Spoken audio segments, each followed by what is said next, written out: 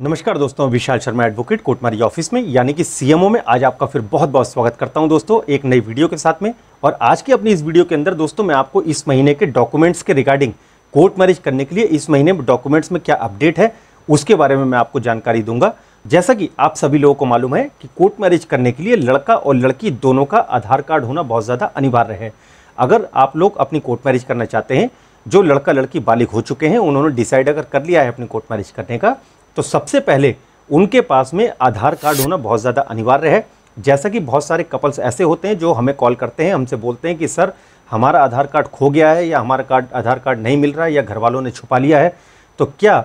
हमारे बिना आधार कार्ड के हमारी शादी हो सकती है, कोर्ट मैरिज हो सकती है या नहीं? तो दोस्तों बिल्कुल भी नहीं हो पाएगी। अगर आपके पास में आधार कार्ड नहीं है तो आप लोग दोस्तों बिल्कुल ना आए, आपकी कोर्ट मैरिज किसी भी हाल में संभव नहीं हो पाएगी। तो आधार कार्ड आप दोनों के पास में होना बहुत ज़्यादा अनिवार्य है। अब साथ ही इसके दोस्तों यह बात कर लेते हैं कि एक आयु का प्रमाण पत्र भी बहुत ज़्यादा अनिवार्य होता है आपकी कोर्ट मैरिज करने के लिए। आयु के प्रमाण पत्र में या तो आप अपना जन्म प्रमाण पत्र लेके आ सकते हैं, या आप अपना ड्राइविंग लाइसेंस लेके आ सकते हैं, या पैन कार्ड, या 10th क्लास का सर्टिफिकेट, या पासपोर्ट। पासपोर्ट एक आपका इंटरनेशनल डॉक्यूमेंट्स है जिसके ऊपर आपकी डेट ऑफ बर्थ मेंशन होती है। तो आप आधार कार्ड के साथ में इन चीज़ों में से जो डॉक्यूमेंट्स मैंने आपको बताए हैं, इसमें से कोई भी एक आयु का प्रमाण पत्र आप लोग लेकर आ सकते हैं। अब यहाँ पर दोस्तों एक सवाल ये खड़ा होता है, काफ़ी सारे बच्चे ऐसे होते हैं जो हमें कॉल करते हैं, कहते हैं कि सर हम इतने एजुकेटेड नहीं हैं, हम इतने पढ़े लिखे नहीं हैं, हमारे पास में आधार कार्ड तो है लेकिन आयु के प्रमाण पत्र में हमें एक समस्या है कि उसमें कौन से डॉक्यूमेंट्स लगेंगे,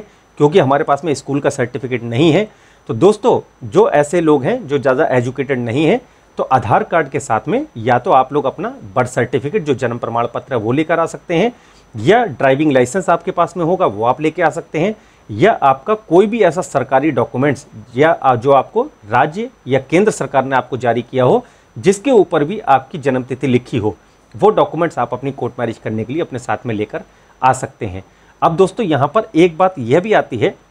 जो अब थोड़ा सा इसके अंदर एक स्लाइडली सा जो बदलाव हुआ है वो मैं आपको बता देता हूँ। जैसा कि पहले सिर्फ आधार कार्ड और एक आयु का प्रमाण पत्र लेकर ही जो बच्चे आते थे अपनी शादी करने के लिए, उनकी कोर्ट मैरिज हो जाती थी। वो अभी भी हो जाती है, लेकिन उसमें रजिस्ट्रार साहब जो होते हैं वो उनसे कुछ ज़्यादा क्वेश्चन करते हैं, उनसे प्रश्नोत्तर कुछ ज़्यादा पूछते हैं। तो इसीलिए मैं आपसे बोलूँगा कि यदि आपके पास में 2 ID हैं और अगर आपके पास में अगर आयु के प्रमाण पत्र के रूप में अगर आप 1-2 प्रूफ अगर और लेके आ जाते हैं, ठीक है, जैसा कि आप उदाहरण के तौर पे मैं आपको बताना चाहूँगा, जैसा कि अगर आप अपना आधार कार्ड आप ले आए, या आधार कार्ड के साथ में आप अपना वोटर ID कार्ड ले आए,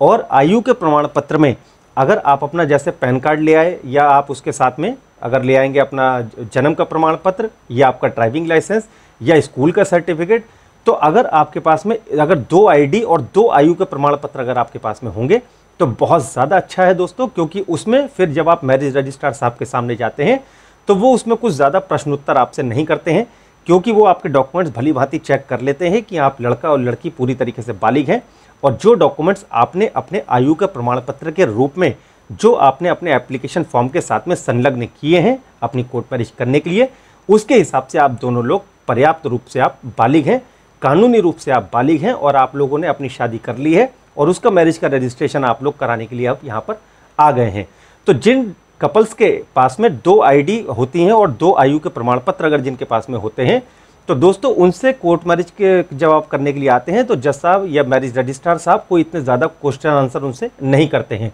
लेकिन सिर्फ 1 ID और 1 आयु का प्रमाण पत्र अगर आपके पास में है तो उसमें आपसे 2-3 प्रश्न वो ज़्यादा भी पूछ सकते हैं, आपका 5-10 मिनट का वो समय ले सकते हैं आपके बयान लेने में। तो इसलिए आप लोग जितने ज़्यादा डॉक्यूमेंट्स अगर आपके साथ में आप लेकर आ सकते हैं तो उतने ज़्यादा दोस्तों आपके लिए बहुत ज़्यादा अच्छा रहेगा, क्योंकि जब हम आपका एप्लीकेशन फॉर्म जब फिल करते हैं, आपके डॉक्यूमेंट्स जब हम बनवाते हैं, आपका एफिडेविट्स बनवाते हैं आपकी कोर्ट मैरिज करने के लिए, तो वही सारे डॉक्यूमेंट्स आपके एप्लीकेशन फॉर्म के साथ में आपकी फाइल के साथ में अटैच किए जाते हैं, जिसके ऊपर की आपके सेल्फ अटेस्टेशन होता है। आपके वो डॉक्यूमेंट्स आप सेल्फ अटेस्ट करते हैं, उसके बाद में ही जाकर आपके एफिडेविट जब हम अटेस्ट करवाते हैं तब आप मैरिज रजिस्ट्रार साहब के सामने जाते हैं, वहाँ पर आपके बयान होते हैं। उससे पहले आपकी आर्य समाज मंदिर में भी शादी करवा दी जाती है, वहाँ से भी आपको सर्टिफिकेट मिल जाता है।